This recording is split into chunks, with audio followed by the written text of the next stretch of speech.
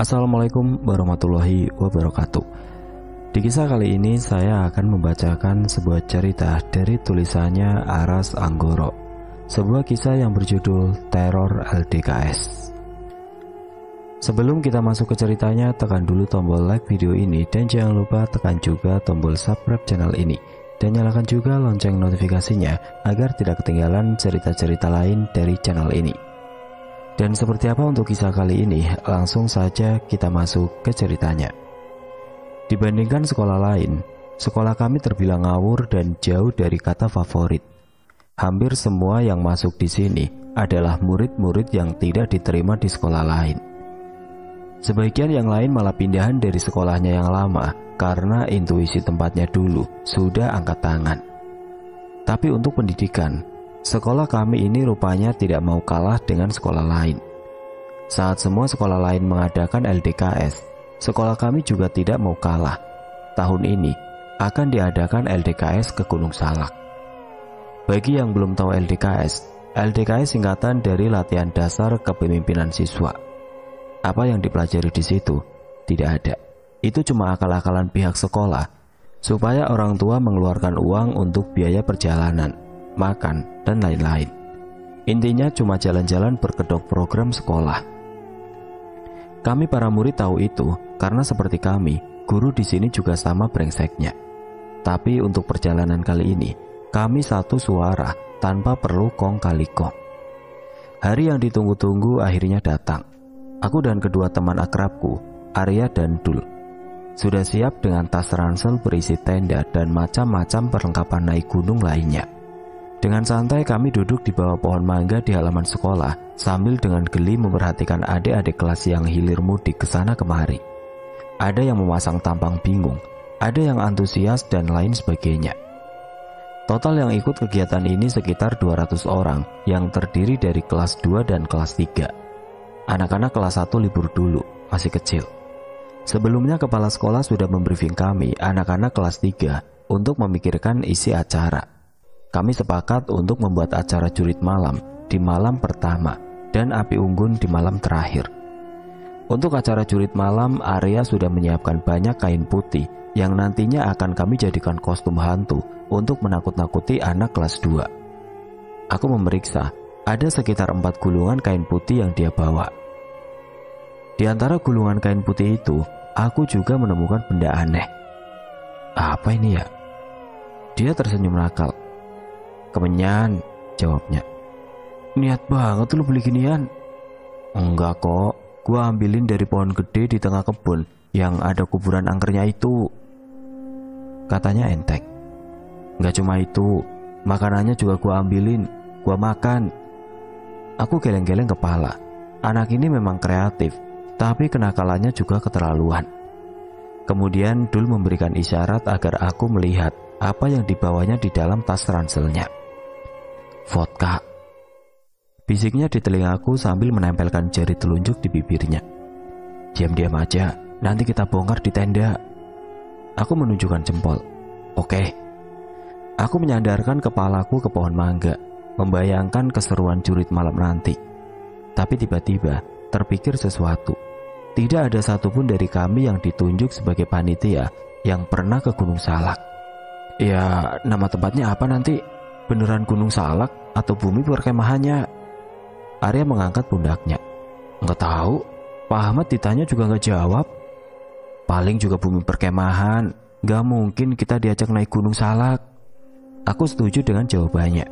Tapi tetap saja rasanya ada yang salah jika kami membuat jurit malam tanpa tahu medan. Tapi pikiran tentang itu langsung lenyap waktu kulihat kehebohan anak-anak kelas 2. Rupanya mobil jemputan kami sudah datang. Aku terengah-engah ketika mobil-mobil itu masuk ke halaman sekolah. Bukan bis ber-AC seperti yang selama ini aku bayangkan, tapi 4 buah truk besar bak terbuka. Apa pikirnya kita para murid ini kambing? Aku langsung ngomel-ngomel sendiri. Kepala sekolah berdebah. Kekesalanku tidak berlarut-larut. Keceriaan adalah keceriaan, walau kami kepanasan di truk bak terbuka. Arya yang duduk di kepala truk sambil mengibarkan kemeja flanelnya, memimpin kami bernyanyi lagu-lagu perjuangan. Lelah memimpin lagu ditambah mulai masuk angin. Dia turun lalu menghampiriku dan Dul di bagian belakang. "Buka aja Dul vodkanya," bijak Arya. Dul tersenyum. Botol terbungkus plastik kresek hitam itu mulai berkeliling dari Dul, aku dan Arya. Dalam sekejap kami bertiga sudah diguyur keringat karena minum di tengah hari. Setelah beberapa jam, sorak-sorak kami di awal perjalanan sudah tidak terdengar lagi. Udara panas, angin dan perut yang mual membuat kami semua terdiam. Sudah tidak ada lagi yang duduk di pinggiran. Kami semua duduk berdesak-desakan di lantai truk. Benar-benar persis kambing.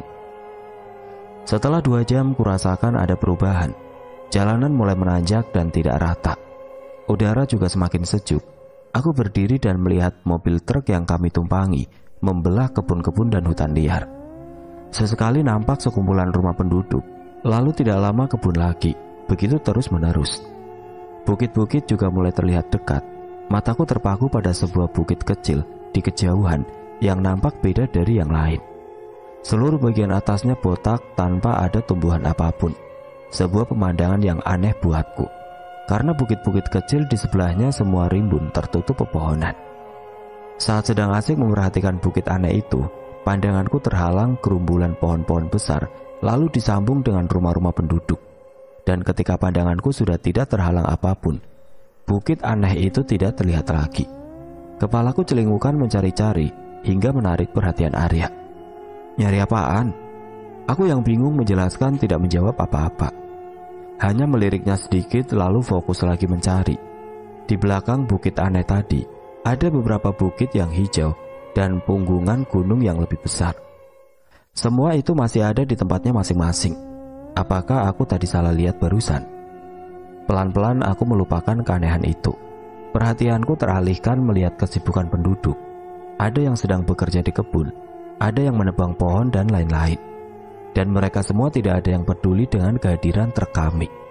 Pastinya buat mereka itu sudah biasa. Hanya anak-anak yang menghentikan kegiatannya bermain dan memandangi kami tanpa ekspresi. Mungkin baru kali ini mereka melihat orang kota diangkut menggunakan truk bak terbuka. Setelah melewati tanjakan yang lumayan, sopir kami dengan cepat membanting setir ke kanan dan masuk ke sebuah halaman sekolah dasar yang tampak tidak terawat, disusul oleh 3 truk lain. Sebuah suara terdengar nyaring. "Turun-turun, udah sampai." Lalu dalam sekejap suasana yang hening berubah menjadi hiruk pikuk. 200 anak yang turun dari truk sambil bolak-balik membawa barang-barangnya ke selasar sekolahan itu. Aku menggaruk-garuk kepalaku yang tidak gatal sambil bertanya pada Arya, "Beneran ini tempatnya? Di sekolahan?" Arya yang kutanya menjawab sambil tertawa, "Iya kali, ayo turun." Aku melihat dengan tidak percaya. Pertama truk bak terbuka, lalu sekolahan. Staf sekolah benar-benar keterlaluan korupsinya. Seharusnya dengan uang pendaftaran yang lumayan, minimal kami ditempatkan di bumi perkemahan. Sekolah ini sendiri seperti tidak terawat. Seperti layaknya semua sekolah dasar, bangunan sekolah ini berbentuk huruf L raksasa. Lapangan kecil yang sekarang digunakan buat parkir tidak diplester dan tanahnya agak miring. Mungkin adalah lapangan yang biasa digunakan untuk upacara bendera. Aku maklum, karena ini di daerah pegunungan. Beberapa jendelanya bolong tanpa kaca, dan ketika aku tengok ke dalamnya, ternyata tidak ada satupun meja kursi untuk kegiatan belajar. Tapi melihat luasnya ruangan ini, aku segera makfum. Mungkin ini digunakan sebagai ruang serbaguna. Lokasi sekolahan ini memang di pinggir jalan, tapi di sekelilingnya tidak ada satupun rumah penduduk. Kiri kanannya kebun warga dan ada sedikit tanah lapang yang nampaknya pas untuk mendirikan beberapa tenda. Di belakangnya ada jalan setapak yang mengarah ke hutan. Mungkin nanti kami coba jalan setapak itu, siapa tahu cocok untuk kegiatan jurit malam. Lalu, mataku melihat bukit aneh yang tadi aku perhatikan di perjalanan. Sekolah ini ternyata berada dekat di kaki bukit itu. "Bukit apa itu namanya?" tanyaku pada salah seorang sopir yang kebetulan sedang berdiri di dekatku. Dia melihat sekilas lalu menjawab, "Gunung Gelis." Aku tertawa mendengar namanya. Bisa-bisanya bukit gundul jelek kayak begitu dinamakan Gunung Gelis. "Us, jangan ngomong sembarangan." kata si sopir. Lalu dia menyambung, "Lagian yang dimaksud gelis itu bukan gunungnya." Terus dia mendekat dan menjawab dengan bisikan di telingaku, "Jurik penghuninya." Ternyata guru-guruku tidak separah yang kami pikirkan. Alasan kenapa mereka memilih sekolahan ini salah satunya karena letaknya yang sangat dekat dengan Curug Seribu. Tinggal menyeberang lalu berjalan sekitar 500 meter, suara debur air terjun sudah langsung terdengar. Kami, anak-anak kelas 3, tidak menunggu lama langsung berhamburan ke sana. Aku tidak seantusias mereka. Dengan santai aku berjalan paling belakang sambil menikmati suasana. Aku berhenti lumayan lama di depan sebuah musola dari bambu yang digunakan di atas empang ikan. Terbayang nikmatnya tidur di sana, ditemani suara kecipak air. Kembali berjalan hingga di depanku terbentang sebuah lembah. Untuk menuju air terjun rupanya harus menuruni undakan-undakan tangga yang lumayan curam. Dari atas ini air terjun itu tidak terlihat karena tertutup pepohonan. Namun gemuruh deburannya yang ditinggahi tawariang teman-temanku terdengar sangat jelas. Aku menatap undakan anak tangga turun itu dengan malas. Mungkin dari sinilah asal nama Curug Seribu. Anak tangganya yang berkelok-kelok di dinding tebing bisa jadi berjumlah 1000. Dengan hati-hati aku mulai turun selangkah demi selangkah. Belum apa-apa dengkulku sudah terasa lemas. Jika sampai jatuh dari sini, habislah sudah. Hampir 30 menit kuhabiskan waktu untuk meniti jalur neraka itu. Di anak tangga terbawah, aku langsung duduk dengan lega sambil menenangkan kakiku yang masih gemetar. Kuhisap rokokku dengan nikmat. Di tempat sejuk seperti ini, rokok dan kopi kenikmatannya jadi berlipat-lipat. Apalagi vodka. Pastinya, anak-anak itu sudah mulai duluan. Dul dan Arya aku temukan di gazebo sesuai dugaanku. Botol minuman keras tergeletak di atas tas ransel hitam milik Dul. Isinya tinggal 1/4. "Tenang, masih ada 2 botol lagi," ucap Dul ketika melihatku datang. Tapi aku sudah kehilangan minat untuk minum. Curug Seribu yang berdiri gagah membuatku kehilangan kata-kata. Aku hanya berdiri terpana memandang kemegahannya. Tidak seperti air terjun yang biasa kulihat di sekitaran puncak, air terjun ini terlihat buas. Menatapnya dari bawah membuatku bergidik ngeri. Berkubik-kubik air dia tumpahkan seakan dengan amarah, terus-menerus tanpa henti. Pantas aku dengar larangan untuk mandi langsung di bawahnya. Kurasa kekuatan airnya sanggup membelah kepala manusia dengan mudah. "Keren ya," kata Arya yang tiba-tiba berdiri di sebelahku.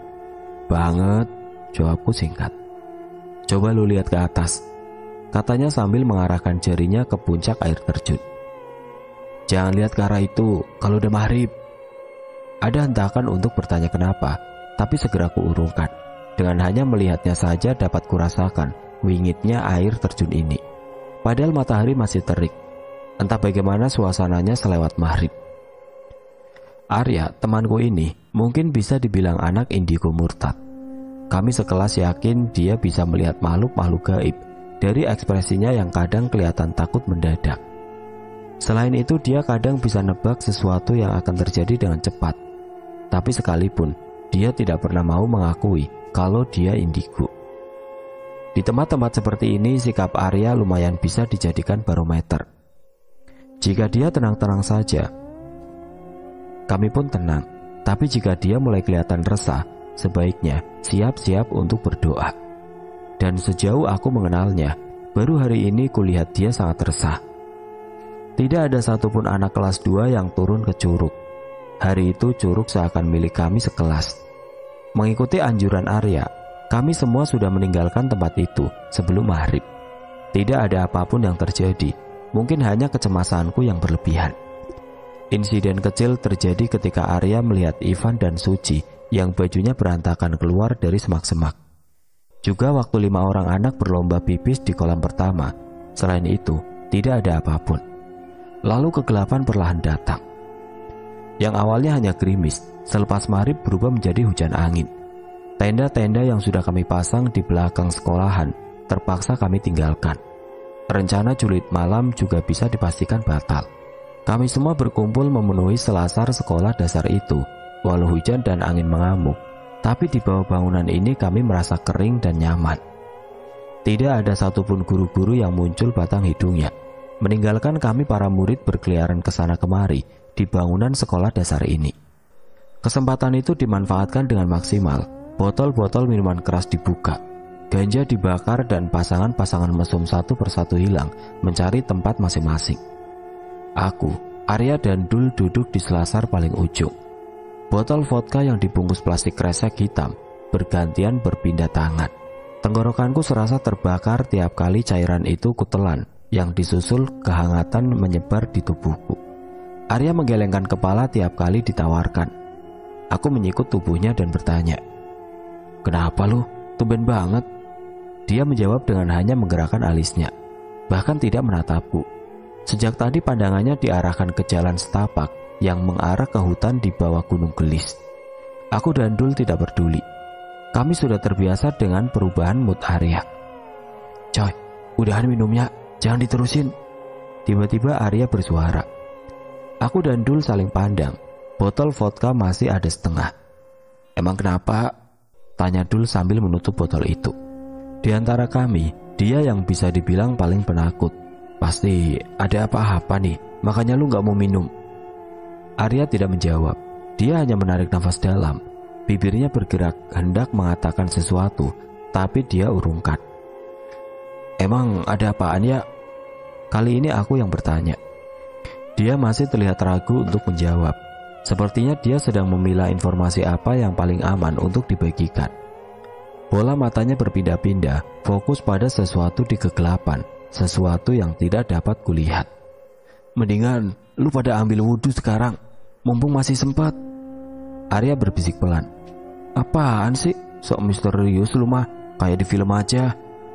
Dul nyengir. Setengah bola matanya naik ke atas. Anak ini sudah dikuasai alkohol. Arya diam tidak menanggapinya. Ceklek. Tiba-tiba lampu padam. Disusul suara Rio anak-anak cowok dan jeritan anak-anak perempuan. Suasana yang tadinya hening langsung ramai. Teriakan dan tawa pecah di mana-mana. "Stop kontaknya mana nih? Sekering. Ada yang lihat sendal gua kagak?" Rio kegembiraan itu hanya bertahan beberapa menit, digantikan gerundelan-gerundelan kekecewaan saat menyadari ini benar-benar mati lampu. Tanpa penerangan, aura tempat ini langsung berubah drastis. Buatku, kegelapan ini sendiri terasa membekap. Hujan juga makin menggila, membuat kami bertiga terpaksa pindah ke selasar bergabung dengan yang lain untuk menghindari cipratan air.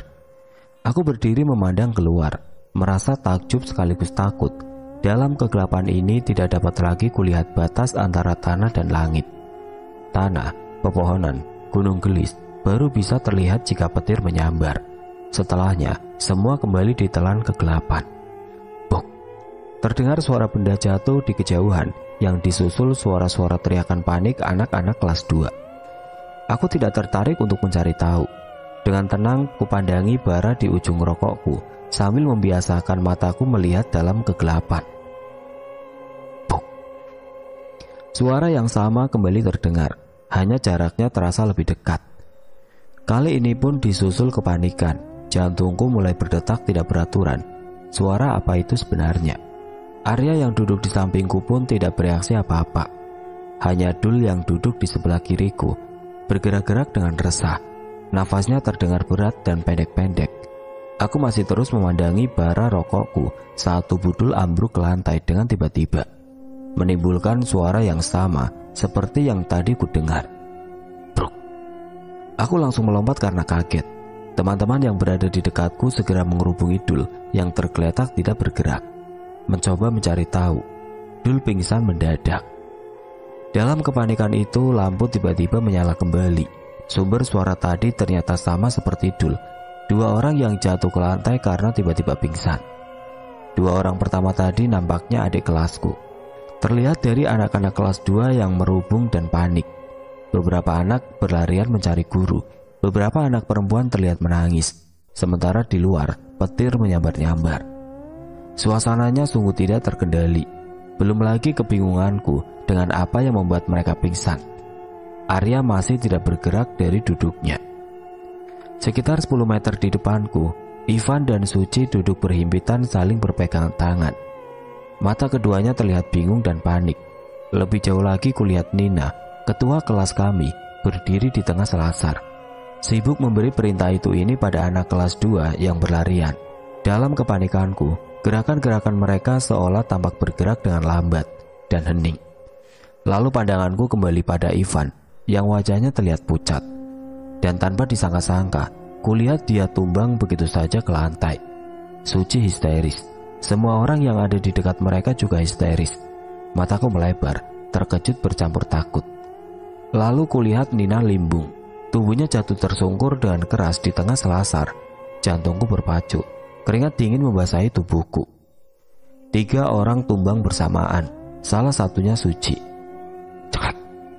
Listrik kembali mati. Teriakan-teriakan dan tangisan meledak. Tidak sampai sedetik, lampu menyala kembali. Hanya lampu di ujung lorong dekat kamar mandi yang terus berkedip-kedip mati hidup. Beberapa anak berinisiatif menggotong mereka yang pingsan ke ruang serbaguna. Aku masih terus berdiri terpaku. Kakiku gemetar tanpa kusadari. Selasar yang tadinya ramai langsung sepi. Semua anak-anak masuk ke dalam ruang serbaguna, meninggalkan hanya aku dan Arya yang masih juga belum bergerak. Oh bukan, ada satu anak lagi di ujung lorong dekat kamar mandi. Lampu yang hidup mati dan jarak yang jauh membuatku tidak mengenali perempuan itu. Sebaiknya dia kupanggil agar jangan sendirian. Aku yang baru hendak melambaikan tangan langsung kaget membeku saat tiba-tiba Arya berteriak, Jangan dipanggil. Kepala Arya sedang tertunduk dalam saat dia kembali meneruskan kalimatnya. Dia bukan manusia. Suaraku tercekat di tenggorokan. Leherku kaku tidak mampu digerakkan. Pandanganku terpaku ke perempuan di ujung lorong. Dia hanya berdiri di sana, diam tidak bergerak di bawah lampu yang terus mati hidup. Jarak yang lumayan jauh membuat wajahnya tidak terlihat. Rambutnya yang panjang dan baju tidur berwarna merah darah. Arya benar. Kesadaran itu makin membuatku ketakutan, tapi sedikit pun aku tidak mampu berpaling. Perempuan itu sepertinya juga sedang menatapku. Ayo, masuk ke dalam. Arya bicara sambil menepuk bahuku. Aku langsung merasa terlepas dari ikatan. Dengan lega aku mengikuti Arya masuk ke ruangan serbaguna. Perempuan di ujung lorong itu sudah tidak ada di tempatnya. Aku bergidik. Jantungku serasa berhenti berdetak saat melangkah masuk. Ternyata ada 10 orang lebih yang pingsan. Tubuh mereka dibaringkan berjajar di depan, sementara semua anak menyingkir ke belakang ruangan. Sepertinya berusaha sejauh mungkin dari orang-orang yang pingsan. Kulihat tubuh Dul dibaringkan paling ujung. Ada darah di dahinya, pasti karena benturan saat jatuh. Anak-anak kelas 2 meringkuk ketakutan. Yang perempuan menangis sambil berpelukan. Teman sekelasku yang lain pun sama ketakutannya. Tidak satu pun guru yang kelihatan. Arya berbisik di telingaku, Istighfar, jangan sampai putus. Aku mengangguk dengan cepat dan langsung kumat kamit beristighfar tanpa suara. Ruang serbaguna itu seperti yang dijelaskan di awal, sebenarnya adalah 2 ruang kelas yang dijebol menjadi 1. Tidak ada bangku dan meja belajar. Ruangan itu kosong sehingga mampu menampung 200 orang yang berdesakan. Di dinding depan ada papan tulis seperti ruangan kelas biasa. Jendela kusam berbaris di kiri dan kanan ruangan. Arya mendekati anak-anak yang pingsan dan dibaringkan di depan ruangan. Melihatnya sekilas selalu berbalik pada anak-anak yang berdesakan. Yang laki-laki maju, jangan ikut-ikutan takut. Ayo maju. Jangan ngumpul semua di belakang. Kasih jarak. Baris di bawah jendela. Ayo. Arya memberi perintah. Anak-anak yang bergerombol di belakang bergerak sedikit. Suara bisikan mereka yang bersamaan berdengung, seperti suara ribuan nyamuk. Tapi tidak ada satupun yang maju seperti yang diminta. Masing-masing menyuruh teman di dekatnya yang maju dan sebaliknya. Maju brengsek! Arya berteriak kehabisan kesabaran. Melihat ekspresi Arya, barulah sedikit demi sedikit mereka bergerak seperti yang diperintahkan. Pegang tangan orang di samping lu. Jangan ada yang pikirannya kosong. Baca istighfar, baca sholawat, baca ayat kursi, baca apa aja terserah. Pokoknya lu harus terus sibuk, jangan sampai bengong. Kembali Arya memberi perintah. Suara dengungan kembali terdengar. Itu adalah suara semua anak yang membisikkan doa. Tiba-tiba lampu di tengah ruangan berkedip. Setiap kedipannya membuat lampu itu semakin terang setiap kalinya. Lalu, blat, lampu itu meledak. Jantungku berdegup keras hingga rasanya telingaku bisa mendengar degupannya. Suasana kembali mencekam. Suara jeritan anak-anak bisa ditenangkan Arya yang memberi aba-aba dengan kedua tangannya. Namun keheningan yang dipaksa itu sungguh mengganggu. Kami seperti tengah menunggu sesuatu yang tidak kami tahu. Tidak ada satupun yang berani bersuara juga bergerak. Aku bisa merasakan nafas-nafas yang tertahan. Ada satu lampu lagi di ruangan itu. Kegelapan hanya ada di bawah lampu yang meledak. Satu lampu yang tersisa tepat berada di atas tubuh orang-orang yang pingsan, yang di mataku bagaikan jenazah yang dibaringkan berjajar. Di tengah keheningan yang mencekam itu, tiba-tiba terdengar suara tangisan perempuan. Jantungku yang hampir saja copot kembali tenang ketika menyadari itu adalah suara tangisan Rani, adik kelasku. Dia tampaknya sudah tidak tahan dengan ketegangan ini. Semua mata memandang Rani yang menangis sesegukan sambil menyembunyikan wajahnya di antara lututnya. Seorang temannya berjongkok, mengusap-usap punggungnya agar tenang. "Jangan, biar aja," kata Arya mencegah sambil dia berjalan mendekat. Suara tangisan Rani berubah menjadi suara cekikikan. Semua orang yang berada di dekatnya langsung menyingkir dengan panik.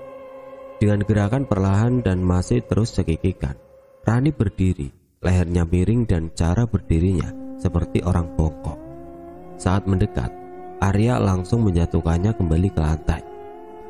"Bantuin pegangin," Arya berteriak. Aku dan beberapa teman langsung bergerak membantu memegangi tangan dan kakinya. Rani mengamuk.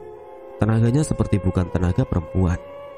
Tawa cekikikannya kini berganti sumpah serapah dengan bahasa Sunda. Aku yang tidak mengerti bahasa itu hanya bisa menangkap beberapa kata saja, di antaranya cicing paesia. Pergumulan itu terhenti setelah Arya meniup ubun-ubunnya.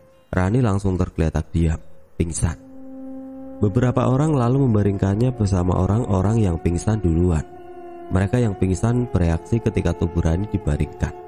Tubuh-tubuh mereka terlihat bergerak resah, masih dengan mata yang tertutup. Suara-suara erangan terdengar pelan dari mulut mereka. Aku, Arya dan beberapa teman yang tadi mengangkat Rani bergerak menjauh saat kepala Dul bergerak-gerak dengan ganjil. Disusul gerakan yang sama oleh orang yang berbaring di ujung lainnya. Kulihat ekspresi Arya yang tegang, melihat gerakan-gerakan aneh mereka. Seperti juga aku, tangannya juga terlihat gemetar dengan hebat. Lalu nyawaku seakan keluar dari tubuh saat semua orang yang pingsan itu menjerit bersamaan. Disusul teriakan-teriakan lain di sekelilingku. Satu-satunya lampu yang tersisa langsung padam. Dengan ketakutan kututup kedua telingaku dengan tangan yang gemetar tidak terkendali. Brok, brok, brok. Di sekelilingku satu persatu tubuh temanku ambruk ke lantai. 100 orang tumbang bersamaan. Arya bergerak menuju pintu. Dengan cepat dia menutup, menguncinya dan diam di sana dengan wajah pucat pasi. Saat tatapan kami bertabrakan, dia memberi tanda dengan gerakan tangan agar aku jangan berhenti istighfar. Beberapa anak yang berlari panik menuju pintu, dia hentikan dan ditenangkan. Aku sulut dengan kecepatan berpikir. Dalam situasi panik dan tidak menentu, dia satu-satunya yang mampu mengambil keputusan dengan cepat. Entah bagaimana jadinya jika beberapa anak terpencar keluar. Aku tidak dapat membayangkan. Gelombang orang-orang yang pingsan sudah berhenti. Dari 200 orang di dalam ruangan, tinggal tersisa setengahnya yang masih berdiri, termasuk aku. Setelah suara-suara jeritan berhenti, kesunyian yang mencekam kembali mengisi. Ruangan yang gelap membuatku tidak dapat melihat siapapun kecuali Arya dan beberapa orang yang posisinya tidak jauh dariku. Suara sesegukan dan tangisan yang tertahan terdengar dari kegelapan. Juga suara nafas-nafas yang berat. Detak jantungku berderap tidak terkendali. Kurasakan sebuah keringat dingin jatuh dari rambut dan mengalir di pipiku. Kegelapan ini buatku terasa sangat menekan. Detik-detik pertama itu kami semua diam tanpa ada yang meminta. Lalu kudengar suara Arya berbicara pada kami semua. "Semuanya tenang, jangan panik. Jangan sampai ada yang terinjak." Aku mengangguk walau aku tahu Arya tidak akan melihat anggukanku. Semuanya diam tidak menjawab. Kurasa mereka pun melakukan hal yang sama sepertiku. Kemudian suara Arya kembali terdengar. "Ayo bergerak pelan ke pintu. Ikutin aja suara gua. Jalannya hati-hati." Dari kegelapan beberapa orang menyalakan korek api dan bergerak pelan ke arah pintu. Beberapa bergerak dengan zigzag untuk menghindari teman yang pingsan. Suara Arya masih terus terdengar sebagai penunjuk arah.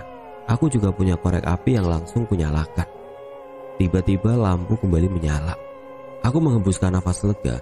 Beberapa wajah yang kukenal tengah bergerak ke arahku dengan tersenyum. Kuintip korek api yang tadi kunyalakan. Berbarengan dengan korek apiku yang mati, lampu kembali padam. Tapi sekarang aku sudah tidak terlalu panik. Sosok teman yang bergerak ke arahku samar-samar masih terlihat. Korek tadi kembali kunyalakan. Ceklak. Aneh, lampu kembali menyala. Tapi pemandangan yang kulihat langsung membuatku histeris. Sosok-sosok yang bergerak ke arahku bukan lagi teman-temanku, melainkan perempuan-perempuan berambut panjang dan berwajah rusak, dan jumlahnya puluhan. Aku berteriak sejadi-jadinya. "Mundur, pergi, pergi." Perempuan yang terdekat mengayunkan tangannya yang kurus dan penuh borok, coba menggapaiku. Dengan kekuatan aku mencoba mundur, tapi kakiku seakan tertancap di lantai, tidak bisa bergerak. Aku semakin histeris. Dalam kekalutanku, api di korek yang kupegang kembali mati. Seperti sebelumnya, lampu kembali padam. Dalam sekejap, suasana kembali hening mencekam. Dadaku turun naik, nafasku terengah-engah tidak terkendali.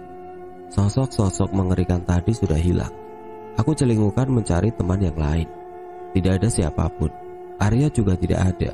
Aku mencoba berteriak memanggil Arya, tapi tidak ada suara yang keluar dari mulutku. Serak. Sebuah suara terdengar. Ada sesuatu yang bergerak dalam kegelapan di depanku. Tanganku gemetar hebat. Mataku dengan putus asa bergerak liar mencari sumber suaranya. Serak. Suara itu jelas semakin mendekat. Tapi dari mana asalnya? Aku terkejut. Kakiku ternyata bisa kembali digerakkan. Pelan, aku bergerak mundur hingga punggungku menabrak sesuatu. Dengan tangan yang gemetar, aku dapat merasakan benda halus di punggungku. Papan tulis. Serak. Suara itu kembali terdengar. Suaranya seperti langkah yang diseret. Aku panik, teringat bayangan perempuan berwajah rusak tadi. Tidak, tidak. Dengan tangan gemetar, kunyalakan kembali korekku. Ceklek. Lampu kembali menyala. Tidak ada suara aneh. Tidak ada perempuan-perempuan berwajah rusak. Terhampar di depanku dengan posisi tidak beraturan adalah tubuh teman-temanku yang pingsan. Aku menghembuskan nafas, rasanya lega sekali. Arya masih di tempatnya semula, di depan pintu. Dia tersenyum sambil jarinya menunjuk sesuatu di depanku. Aku menoleh mengikuti arah jarinya dan langsung tercekat ketakutan. Di lantai bukan lagi tubuh teman-temanku yang pingsan, melainkan tubuh-tubuh kurus yang berbalut kain kafan yang tersebar di setiap sudut ruangan. Beberapa terlilit kain kafan yang putih bersih, yang lain berbalut kain kafan yang kotor, seakan baru saja merayap dari lubang kuburan. Kembali aku menjerit sejadi-jadinya. Sosok-sosok itu bergerak-gerak seperti cacing dan semuanya mengarah padaku. Plak! Sebuah tamparan keras menyadarkanku. Pipi kananku yang baru saja dihajar langsung terasa panas. Gua udah bilang, jangan putus istighfar. Lagian bukannya buru-buru cuci muka, ambil wudhu. Arya ngomel panjang lebar. Baca-baca, jangan sampai kemasukan. Anak kelas 3 tinggal gua, elu, Devi sama Didi. Yang lainnya bocil semua. Kesadaranku langsung kembali. Jantungku sedikit berdegup teringat sosok-sosok berkain kafan tadi. Mereka sudah tidak ada. Kepalaku terasa seberat batu dan nyeri. Disusul tubuhku yang terasa limbung. Apakah tadi nyata? Jika halusinasi, bagaimana mungkin aku pingsan dalam keadaan berdiri? Dengan heran aku memandangi lampu di tengah ruangan yang utuh. Kapan lampu ini diganti? Di lantai pun tidak ada beling bekas pecahannya. Seseorang menepuk punggungku dan memintaku mengikutinya keluar. Aku yang masih linglung berjalan mengekornya dengan pelan. Kulihat Arya sibuk berpindah-pindah dari orang yang satu ke orang yang lain. Saat melihatku, dia memberi aba-aba agar aku mengikuti Devi. Kemana, Dev? Tanyaku sambil berlari kecil berusaha mengejarnya. Ikut, jawabnya singkat. Ikut kemana? Jemput guru-guru. Arya gak apa-apa ditinggal. Aku membombardirnya dengan pertanyaan. Alih-alih menjawab pertanyaanku, dia malah berhenti untuk menyalakan 2 batang rokok langsung di bibirnya. 1 batang langsung diberikan padaku. Lihat, bulannya bagus ya, katanya sambil menunjuk bulan purnama berwarna merah di atas kami. Aku membelalak lebar. Lupa sudah semua pertanyaan tadi. Langit malam benar-benar cerah tanpa ada awan sedikit pun. Lalu jalanan yang berdebu, juga lubang-lubang di tanah yang berisi pecahan aspal dan split. Bahkan saking penasarannya, aku sempatkan untuk menggenggam sebuah pasir dari ceruk jalanan rusak itu. Kering. Kemana sisa-sisa hujan angin barusan? Devi masih terus berjalan tanpa menungguku. Jalanan yang menanjak membuat kakiku yang masih lemah kesulitan untuk menyusulnya. Di ujung tanjakan ini ada dataran sekitar 1 meter yang langsung dihantam tanjakan ke kanan dan lebih curam. Aku tahu karena sudah melewatinya tadi siang. Aku sudah kehabisan nafas saat tiba di puncak tanjakan. Devi masih terus berjalan tanpa menoleh ke belakang. Aku berusaha memanggilnya, tapi suaraku seperti tercekat di tenggorokan. Dengan telapak kaki yang mulai nyeri, kupaksakan untuk berjalan lagi. Lumayan jauh melangkah. Di sebelah kananku terlihat bangunan dengan lampu yang terang sekali, kontras dengan kegelapan di sekitarnya. Semakin dekat, baru aku mengenalinya sebagai musola bambu yang dibangun di atas kolam ikan. Yang mengherankan, seingatku musola itu dihimpit oleh 2 rumah penduduk, bukannya di tengah-tengah hutan seperti ini. Langkahku berhenti di depan musola itu, persis seperti yang kulakukan tadi siang. Di dalamnya ternyata ada beberapa perempuan yang nampaknya sedang bersiap sholat karena telah memakai mukena putih. Menyadari kehadiranku, salah seorang di antara mereka membalikkan badannya menghadapku. Mataku membelalak. Mata dan hidung orang itu ditutup oleh kapas putih. Lalu satu persatu mereka berbalik menatapku. Wajah mereka serupa, hitam legam seperti terbakar, dengan mata dan hidung ditutup kapas. Seluruh tubuhku gemetar tidak terkendali. Kaki dan pahaku tiba-tiba lemas. Sekuat apapun aku berusaha, kakiku tetap tidak mampu bergerak. Dengan panik aku menangis sambil memukul-mukul pahaku. Sementara di dalam sana makhluk-makhluk itu kulihat perlahan mencondongkan badannya ke depan. Namun kakinya yang terbungkus kain kafan masih tetap di tempatnya. Dengan tidak berkedip, aku menatap gerakan ganjil itu dengan ketakutan. Tiba-tiba saja mereka semua jatuh di tempatnya masing-masing. Jantungku serasa melompat, nafasku kian memburu. Lalu tubuh-tubuh berbalut kain kafan itu terlihat bergetar ganjil. Aku menjerit-jerit kalau melihat mereka tiba-tiba menggeliat dan bergerak maju dengan cepat ke arahku. Kutarik pahaku memaksanya bergerak sambil menangis. Kakiku benar-benar lumpuh. Dengan putus asa aku coba menarik tubuhku dengan kedua tangan. Sambil berkali-kali menengok ke belakang, tubuh-tubuh berbalut kain kafan itu menggeliat semakin dekat. Aku berteriak-teriak panik. Tolong, tolong. Nafas-nafas berat mereka terdengar makin mendekat. Sekuat tenaga tanganku menarik tubuhku yang seakan terpaku menolak bergerak. Aku sudah tidak berani lagi menoleh ke belakang. Nafas-nafas itu rasanya sudah di ujung kakiku. Kuhujamkan jariku ke tanah dan sekuat tenaga menarik tubuhku paksa hingga kuku telunjukku lepas. Rasa sakit yang menjalar bagai listrik mengembalikan kontrolku. Wajah-wajah busuk itu menggeliat tepat di belakangku dengan nafas-nafas memburu. Kapas putih di mata makhluk yang paling depan terlihat melesak masuk ke dalam, yang hanya berupa lubang kosong. Belatung-belatung berjatuhan dari lubang itu. Aku berhasil menarik kakiku menjauh sambil menendang-nendang. Sambil dengan panik bergeser menjauh, ku coba untuk berdiri bertumpu pada kaki kananku. Brak! Aku kembali terjatuh dengan ketakutan. Ku coba sekali lagi, berhasil. Dengan seluruh tubuh yang gemetar, aku berlari menjauh. Tubuh-tubuh berbalut kain kafan itu terus menggeliat mengejar. Aku berlari kembali ke arah sekolah. Entah bagaimana dengan Devi, biarlah. Tubuh-tubuh menggeliat menjijikan itu sudah jauh tertinggal, dan aku sesak. Jantungku berdegup-degup kencang. Keringat basah membanjiri pakaianku. Di atas sana bulan purnama merah mengintip dari balik awan yang pelan-pelan menelannya, meninggalkan bercak cahaya merah darah di langit. Tidak kuat lagi berlari, aku berjalan dengan menyeret kakiku. Bagaimanapun aku ingin berhenti sebelum tiba di sekolah. Di depanku adalah ujung tanjakan curam yang berbelok tajam ke kiri. Dengan melewatinya, sekolahan itu pasti sudah terlihat. Aku makin memaksakan diri menyeret kakiku. Kuku jariku yang patah mulai berdenyut-denyut sakit. Darah terasa menetes dari sana. Jantungku kembali bergemuruh. Ketika sebuah kepala terlihat menyembul dari bawah tanjakan, doa-doa refleks terucap dari bibirku. Berjalan semakin dekat, hatiku mencelos lega. Rupanya Devi berjongkok membelakangiku di tengah tanjakan curam. Walau gelap, aku bisa mengenali rambutnya yang panjang sebahu. Menyadari bahwa Devi tadi berjalan ke arah sebaliknya, membuat bulu kuduku langsung tegak berdiri. Firasatku menjerit memaksaku berlari. Walau ketakutan setengah mati, tapi aku tetap berharap ini benar Devi.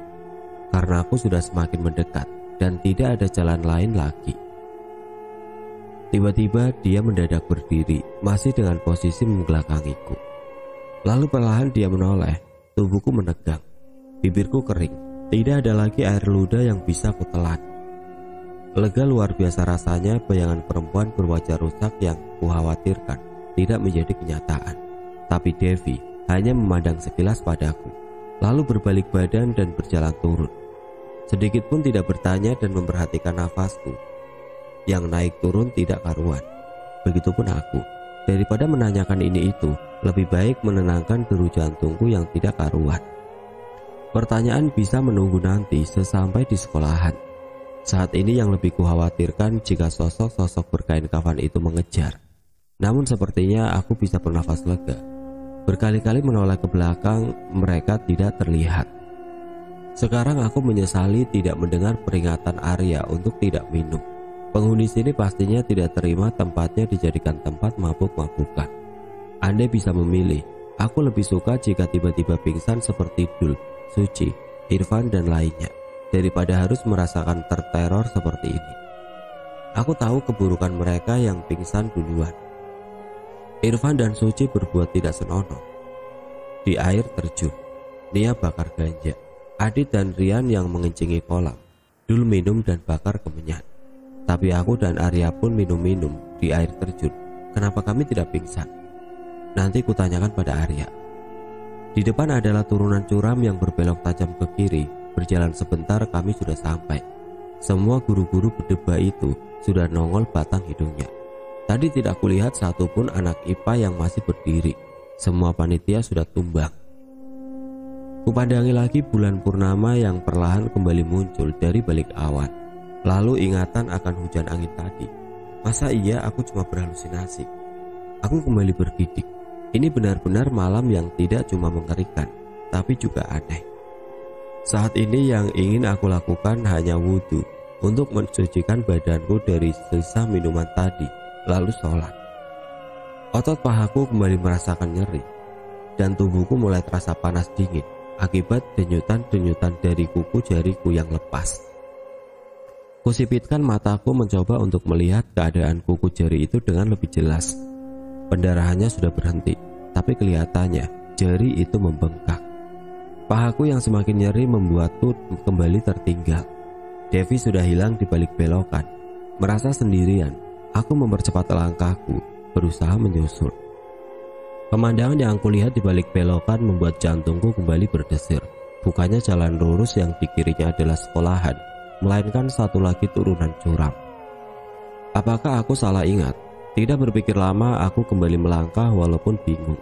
Di kanan dan kiriku adalah kebun-kebun penduduk yang kelihatannya tidak terawat dan gelap. Buru-buru kupalingkan wajahku, khawatir melihat penampakan yang muncul di sana. Telapak kakiku mulai sakit karena jalan yang terus menurun.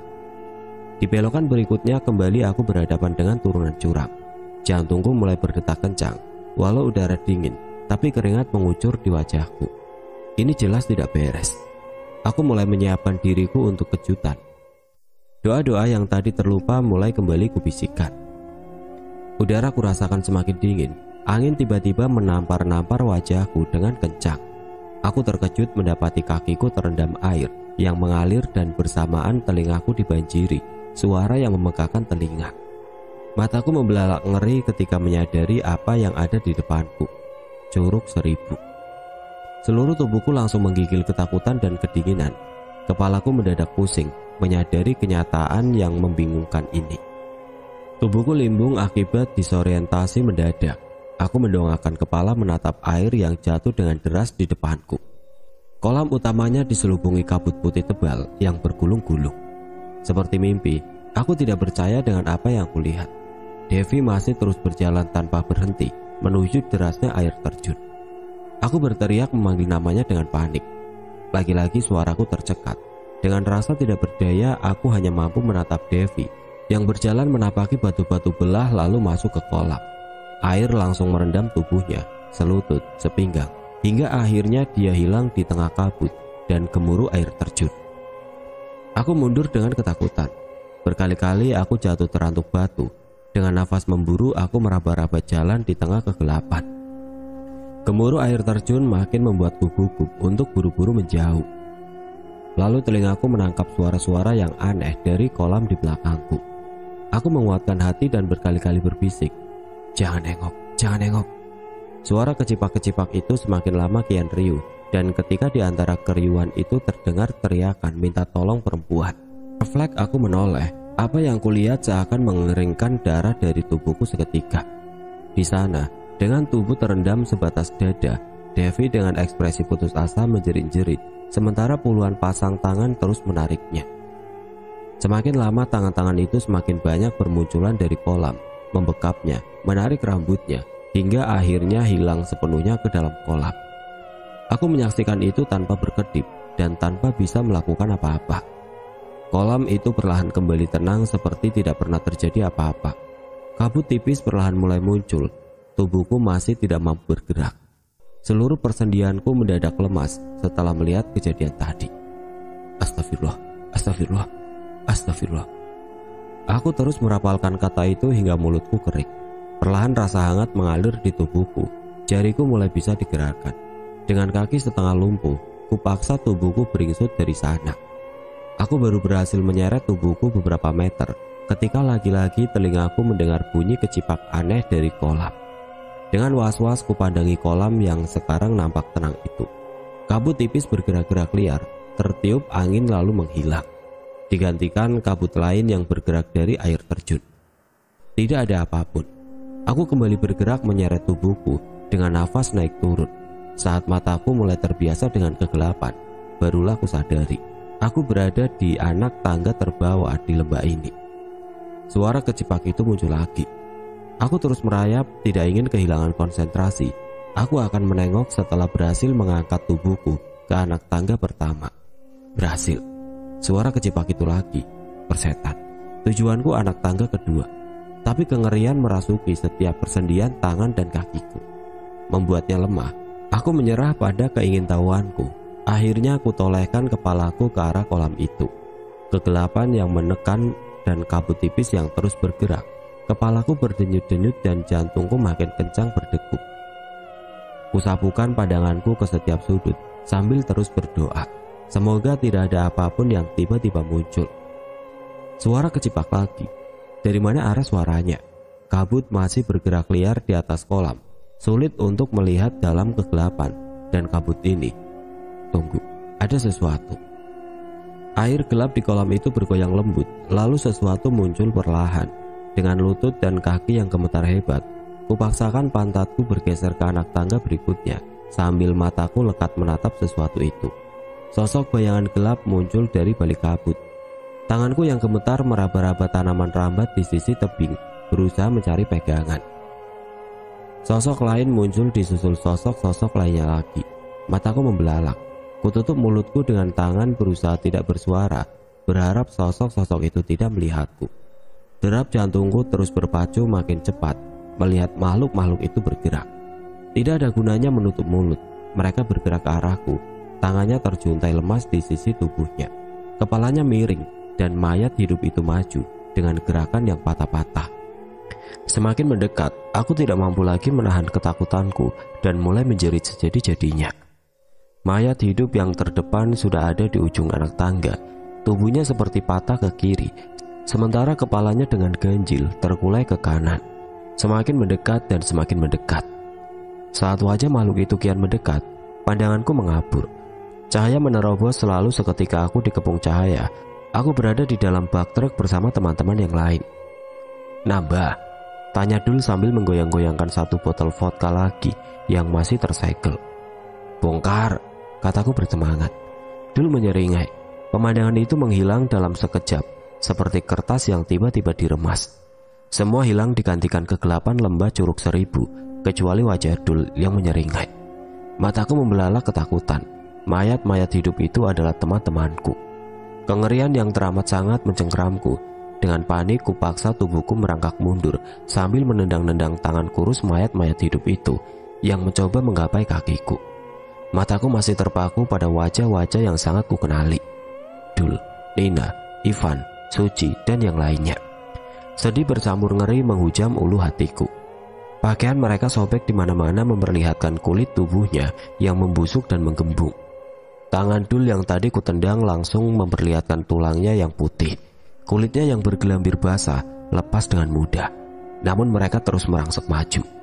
Sebuah tangan tiba-tiba mencengkeram pergelangan kakiku. Tangan yang basah seperti lilin langsung membuat seluruh tubuhku bergidik. Sambil menjerit histeris, ku tendang tangan itu dengan kakiku yang bebas. Cengkeraman itu langsung terlepas, tapi mereka terus merangsek maju semakin dekat. Tangan-tangan itu mencakar-cakar kaki dan pahaku. Jantungku nyaris berhenti saat kakiku yang menendang dengan panik amblas ke dalam dada mayat yang paling depan. Cairan kental seperti lilin membasahi kakiku. Aku tidak mengenali tubuh siapa karena kepala mayat itu sudah jatuh menggelinding ke dasar tebing. Aku meronta-ronta melepaskan kakiku yang tersangkut di antara tulang dada yang patah. Bau busuk menyebar di udara. Saat akhirnya berhasil melepaskan diri, nampak usus berwarna putih susu melilit di kakiku. Kukibas-kibaskan kakiku berusaha menjatuhkan usus yang tampak basah dan menjijikan itu. Gerak maju mayat itu terhenti sesaat ketika mayat tanpa kepala itu jatuh. Momentum itu kumanfaatkan untuk kabur. Pekatnya malam menutupi kenyataan ada ratusan anak tangga yang menjulang di atasku. Telapak kakiku nyeri, betis dan pahaku hampir kram, tapi aku terus memaksakan diri bergerak.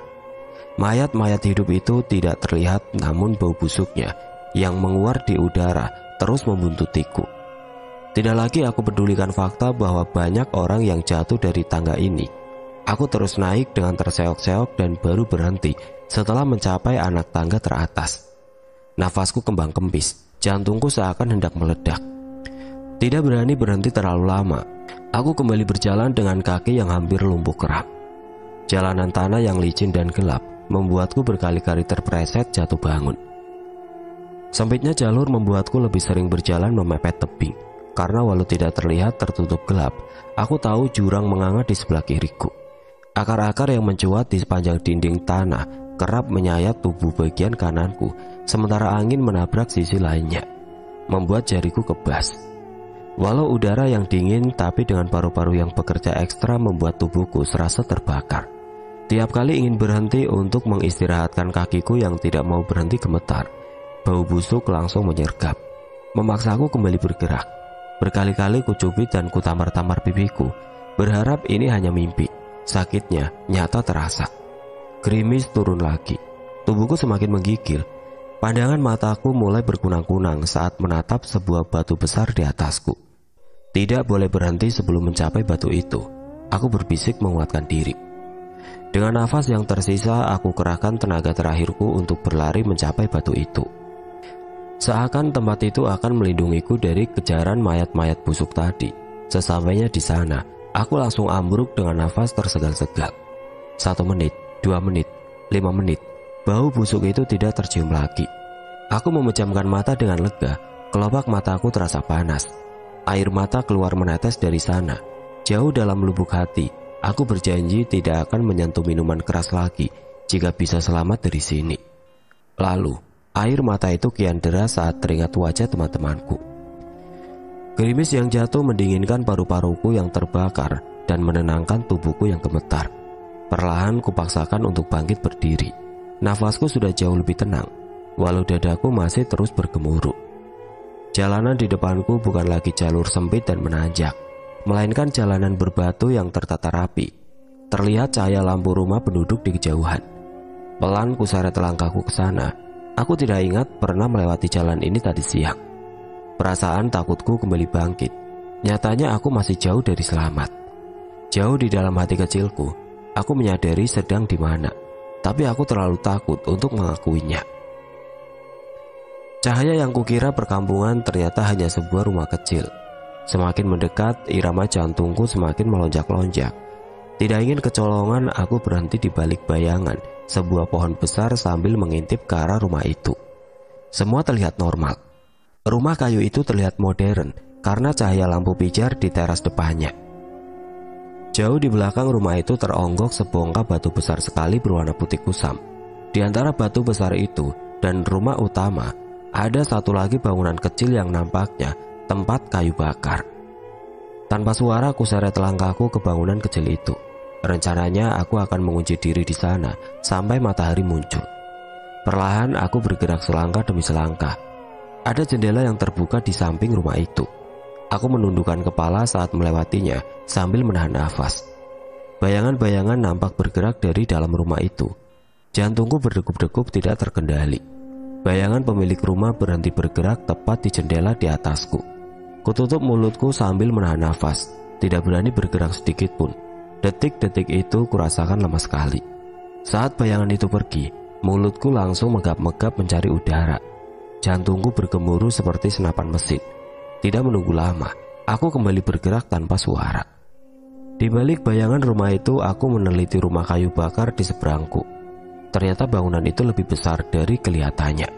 Sambil menarik nafas panjang, dengan cepat aku berlari melintasi rumput-rumput tinggi, dan dengan cepat sudah berada di samping rumah kayu bakar itu sambil berjongkok rendah sekali. Perlahan aku bergeser ke depan, dan dengan tangan yang gemetar, kudorong pintunya sepelan mungkin. Suara engsel pintunya berderit kencang, membuat lututku lemas. Tidak ada gerakan apapun dari rumah utama. Lega, sambil terus mengawasi rumah itu, aku masuk dan dengan dua tangan, pelan-pelan kututup pintu itu, berharap tidak menimbulkan suara deritan. Keringat dingin membasahi punggungku. Nafas megap-megap akibat terlalu lama menahan nafas. Ruangan itu ternyata hangat. Tidak ada apapun yang terlihat. Di dalam sini sepenuhnya gelap. Jariku yang gemetar hebat kesulitan mengambil korek dari kantong celanaku. Perlahan kuluruskan kakiku untuk memudahkan merokok korek sialan itu. Dan dapat. Kupejamkan mata untuk menenangkan diri. Kutarik nafas dalam dan kubuang dari mulut dengan sangat perlahan. Berulang-ulang hingga tanganku tidak lagi gemetar. Dengan dua tangan kunyalakan korek itu. Ceklak. Api menyala. Cahaya kuningnya bergoyang-goyang pelan seperti gelombang. Jantungku sempat berdesir melihat bayangan hitam tanganku sendiri di dinding kayu. Ruangan itu sendiri berlantai tanah dengan dinding kayu semi permanen berukuran 3 kali 6 meter. Tulang kuda-kudanya terbuka, membuatnya langsung bertemu dengan atap ijuk. Satu lagi bayangan tanganku yang dihasilkan cahaya korek bergoyang-goyang di atas sana sempat membuatku pucat. Di luar dugaanku, ternyata rumah ini bukan gudang kayu bakar, melainkan tempat penyimpanan tumpukan ijuk. Di ujung ruangan, ijuk yang ditumpuk menjulang hampir menyentuh langit-langit. Selebihnya kosong. Mungkin baru saja dibersihkan. Terlihat dari sisa-sisa ijuk berwarna hitam yang berserakan di lantai tanah. Ceklek. Korek itu mati. Tanganku tidak kuat menekan terus gasnya, ditambah panas yang makin menyengat. Tapi anehnya aku malah merasa lebih aman di dalam kegelapan. Yang kukhawatirkan penghuni rumah melihat nyala korek apiku dari sela-sela kayu yang tidak rapat. Mungkin lebih baik begini. Awalnya yang aku dengar hanya deru nafasku sendiri, lalu kurasakan sesuatu merayap di rambutku. Dengan panik aku langsung mengibaskan rambutku seperti orang kesetanan, membuat sesuatu itu terbang menjauh. Lalu dalam kegelapan, kurasakan sesuatu bergerak di lantai. Dengan panik, kunyalakan kembali korek apiku. Ceklak. Aku langsung menjerit dan melompat ketakutan. Ribuan kelabang sepanjang kelingking merayap di lantai tanah. Sementara dinding kayu dipenuhi kecoa yang berterbangan dari dinding satu ke dinding yang lainnya. Seekor kecoa terbang tepat ke wajahku. Dengan panik aku menepisnya. Ceklak. Korek itu mati lagi. Dengan tangan gemetar aku buru-buru menyalakannya, sementara bunyi kecoa terbang terdengar di mana-mana. Sekali gagal, 2 kali gagal, tanganku semakin gemetar. Ketiga kali berhasil. Aku langsung histeris melihat kengerian di depan mataku. Perempuan-perempuan berwajah hancur menempel di dinding dengan matanya yang hitam, menatapku lekat. Tubuhku menegang, nyala korek yang aku pegang bergetar di tanganku yang kian gemetar. Mereka hanya diam di tempatnya masing-masing, sambil sesekali menggerakkan lehernya dengan ganjil. Aku merasa mereka sedang menunggu api yang kupegang mati, sementara tanganku yang berkeringat makin lemah. Nyala api bergerak liar seperti tertiup angin, berkedip-kedip. Tubuh perempuan-perempuan itu bergetar, menunggu. Aku makin panik, jari-jariku mulai mati rasa. Mereka merangkak maju. Ceklak, api itu mati. Tidak sempat lagi menjerit, jari kurus berlendir menancap di leherku. Aku meronta-ronta dengan sisa-sisa saat tangan-tangan basah itu menarik kakiku, menyeretku. Tangan lain mencengkram tangan dan bahuku. Nafas-nafas panas berbau busuk berhembus dekat sekali dengan wajahku. Aku terus meronta dan menendang-nendang dengan kalap. Namun tubuhku justru semakin sulit bergerak. Brak. Pintu terbanting tiba-tiba. Aku yang kembali mendapatkan suaraku menjerit-jerit melihat mayat-mayat hidup dengan tubuh tidak utuh bergerak mendekat. Sebuah tangan menarik rambutku, tangan yang lain mencengkram leherku. Lalu satu perempuan berwajah busuk mendekatkan wajahnya padaku yang terbaring tidak bergerak di tanah. Saat dia membuka lebar mulutnya, cairan berbau busuk menjijikan tumpah di wajahku. Aku menjerit sekuat tenaga. Wajah, mata dan mulutku terasa terbakar. Aku merasakan tenagaku melemah. Aku pasrah, tubuhku terkulai tidak berdaya. Satu persatu tangan-tangan berlendir itu melepasku. Suara-suara berdengung aneh terdengar dari kejauhan. Kian lama suara dengungan itu kian mendekat dan mendekat, seakan menyelubungiku. Aku tertegun. Aku mengenali suara-suara itu. Aku bahkan pernah akrab dengan suara itu di masa kecilku. Itu adalah lantunan ayat-ayat suci Al-Quran. Perlahan kubuka mataku. Tidak ada lagi perempuan-perempuan berwajah busuk. Tidak ada lagi mayat-mayat hidup. Aku terbaring di sebuah ranjang. Seorang ibu tua duduk di sampingku. Matanya terpejam. Tangannya mengurut-ngurut dahiku. Ayat-ayat suci terlantun dari bibirnya. Ada beberapa orang lain lagi di ruangan itu, duduk menyebar di sekelilingku. 2 di antaranya guruku yang juga terlihat tengah khusyuk berdoa. Menyadari aku selamat, dadaku bergemuruh. Bibirku bergetar, air mata mulai menetes deras. Andai bisa bangkit, aku sangat ingin bersujud syukur masih diberi keselamatan dan kesempatan kedua. Melihatku yang sudah membuka mata, semua orang terlihat mengembuskan nafas lega. Nantinya, aku mendapat penjelasan dari 200 orang, hanya tersisa 20 orang yang tidak tumbang. Aku adalah salah satu orang yang tumbang pertama kali. Di ujung malam itu, aku yang dalam keadaan kesurupan mendadak berlari ke arah Gunung Gelis. Menjelang subuh, Arya dan seorang guru menemukanku tergeletak di bawah pohon randu raksasa. Hampir semua yang kesurupan berhasil disembuhkan besok paginya, kecuali 3 orang, Dul, Suci, dan Irfan. Butuh waktu 2 minggu untuk akhirnya benar-benar mengusir setan yang masuk ke badan Suci dan Irfan. Dul meninggal 3 tahun kemudian.